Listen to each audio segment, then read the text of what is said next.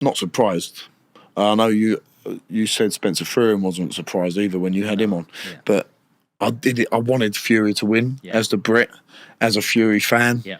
And I thought at one point, round 6, round 7, he was winning the fight and turning the screw, and then out of nowhere, Usyk he got that unbelievable fitness, and it come probably down to his training and his dedication. Doesn't cut corners, and he just turned the screw and turned the screw and turned the screw, knocked Fury down obviously onto the ropes. So credit to him, and Usyk's a formidable guy, and you can only give him credit. And I think the rematch is going to be amazing. What mistakes do you think Tyson Fury made in that fight? I spoke to Jimmy Tibbs about this, legendary trainer, obviously, dad of my trainer, Mark Tibbs. And he said, yeah, he looked good. He lost weight, but not always good to lose weight as a heavyweight. He might have been better off being 19, 20 stone. I don't know what their plan was in the camp. I'm not an expert on their camp. I'm not trying to tell them what to do, but it made sense to me. If you're a big guy, you might not look body beautiful. You never will. And maybe that bit of weight might have helped him. Could have hindered him.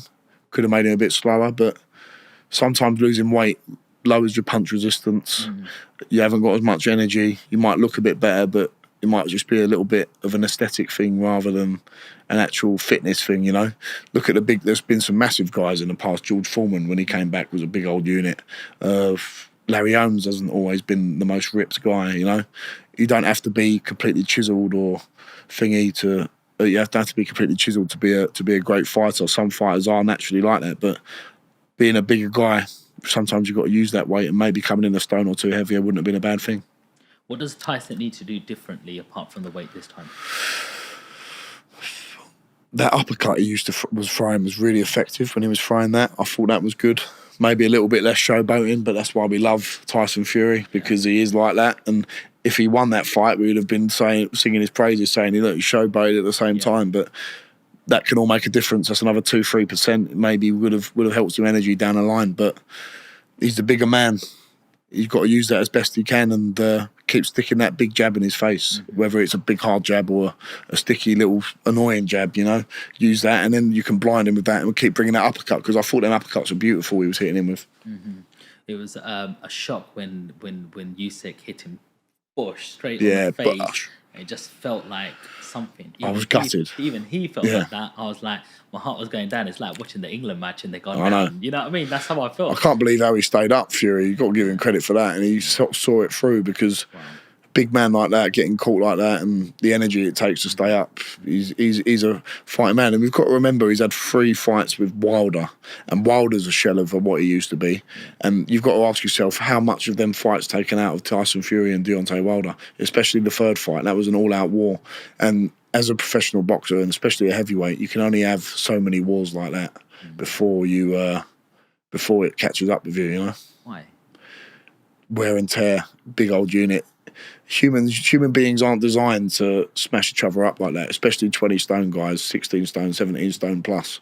You can't take severe punishment like that, getting punched on the head. It's not healthy, is it? That's the bottom line, to be getting punched in the head repetitively, especially by the big guys. So you can only go to the well so many times, and Fury's probably only got 1 or 2 more times to do it. So what do you think of someone like Mike Tyson stepping in the ring again against Jake Paul? I think it's a farce. I think it's an absolute joke. And it's not happened, and I'm glad it's not happened. Almost 60 years old.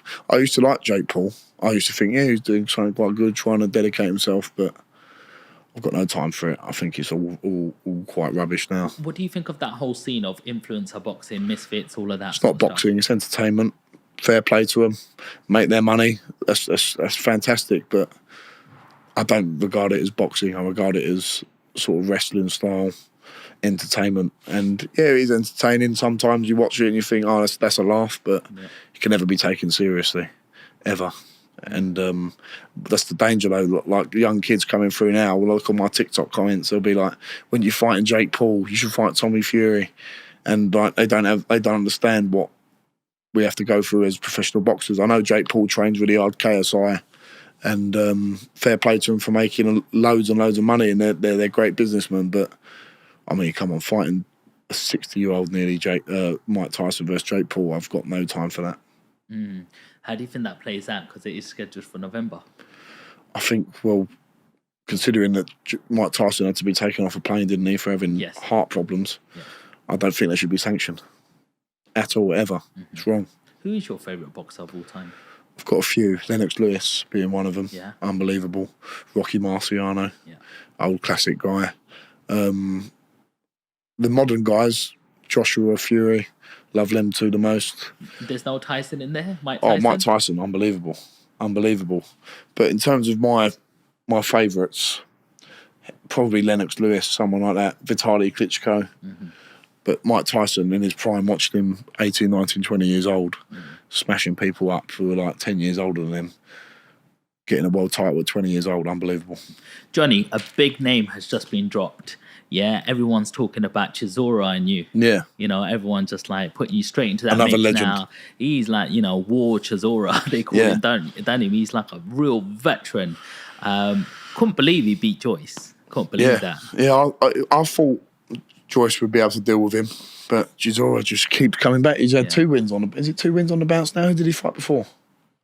He fought someone else recently, but he just keeps coming back. And if he's still winning, Joe Joyce is a great name to have on your resume. So I've got a lot of time for Joe Chisora. He's a legend, and people have been bounding our names around.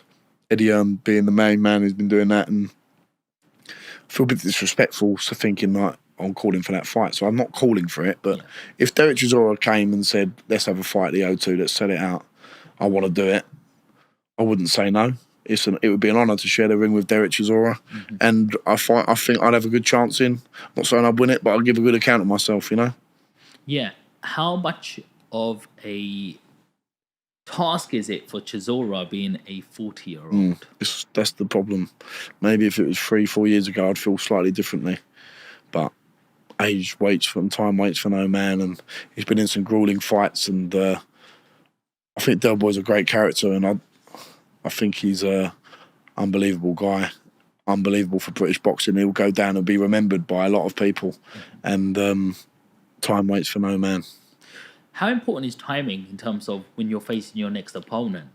You know, if you go straight for Chisora, where do you go from there? You might be able to, you know, face an opponent like that. You might be able to get through a wall like that and show a lot of, you know, toughness. But is it too fast, too soon? Because you've had all these first-round knockouts. Not sure how much experience you're getting in the sort of actual ring. Fighting Chisora, imagine beating him. Where do you go from that? That's the thing. It's not an immediate fight. It's whether it's just an idea that's been bandied about. I've obviously got Rudenko locked in for my next fight. That could give me some great experience. He could be he'd probably be my toughest fight to date. And then you assess from there. It's very important, as you say. You've got to look at one fight at a time. And all that's on my mind right now is beating Rudenko whenever that happens in the next month or two.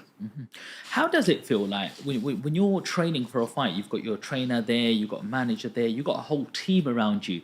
What happens when you're in that ring and you're alone all of a sudden?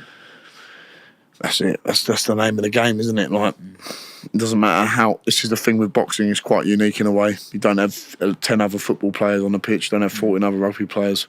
If you cut corners, it's going to show. And if you're moaning about coaches, trainers, managers, it's up to you to put them all into line, because at the end of the day, you're the one who's going to be seen in the ring and be accountable for what's happened in the camp. So you've got to take an onus on that and be the boss. Unfortunately, without sounding arrogant or belittling the other people, you've got to be in control, because the only person it comes down on when it all goes wrong is you. That's the bottom line. And you're the one who takes the punches in the head. No one else does. Not your manager, not your trainer, not your promoters, not your strength and conditioning coaches. They're all part of your team, but the one who's going to be getting punched in the face is you. Does it ever get to you mentally? No. I love it. I absolutely love what I do. I get to go up and train every day. I love training. It keeps my head screwed on.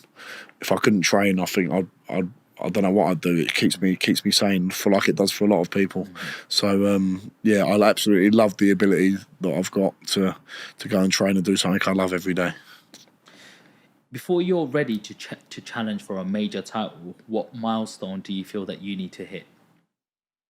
I don't think of it in that way, Sean. I don't think I have to hit anything. I think the map is in my destiny of where I'm meant to go. All I have to worry about is winning the next fight. There's no milestone I think of in my head that I think, well, I've got to do this amount of this or do that. It's all mapped out already. All I've got to do is dedicate myself 110%, and then the rest will follow. I like going to the gym myself. Yeah. I go there every morning, Yeah. maybe 5-6 times a week. Yeah. It keeps me happy. Yeah. I like to think I train hard. Yeah. You know, one day, like, I have my 2 days where I do my 5K Yeah. runs. Yeah. I do my bodybuilding on 2 other days, and then Nice. a couple of other days I do a Pilates, yoga, get the It's good good to do stretch that. All out. the flexibility. Yeah, Yeah. absolutely. All of them things.